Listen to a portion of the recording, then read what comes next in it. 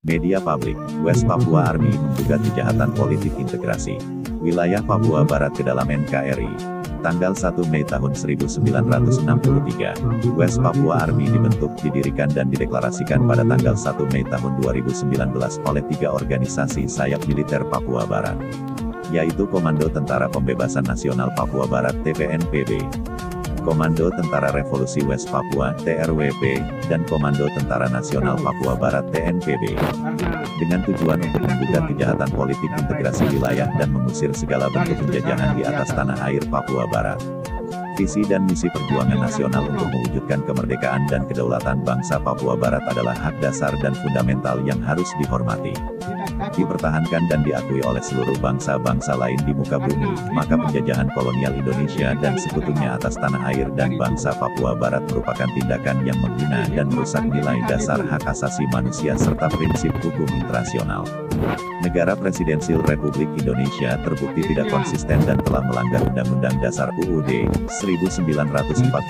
alinea pertama yang menyatakan bahwa kemerdekaan adalah hak segala bangsa. Maka penjajahan di atas bumi harus dihapuskan karena tidak sesuai dengan peri kemanusiaan dan peri keadilan.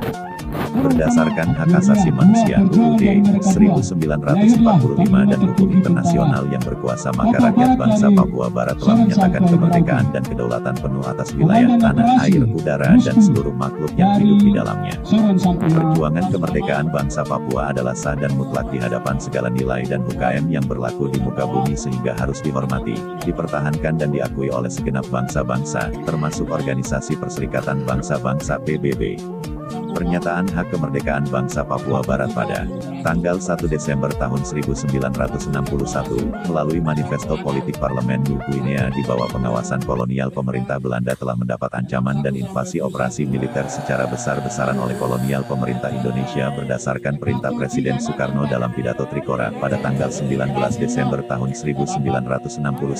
di alun-alun kota Yogyakarta. Keinginan luhur untuk mendirikan negara Papua Barat terus digagalkan oleh penjajah asing melalui konspirasi politik ekonomi internasional antar pemerintah Amerika, Belanda dan Indonesia, dalam perjanjian New York, tanggal 15 Agustus tahun 1962, yang menghasilkan aneksasi wilayah Papua Barat ke dalam Negara Kesatuan Republik Indonesia, NKRI, pada tanggal 1 Mei tahun 1963.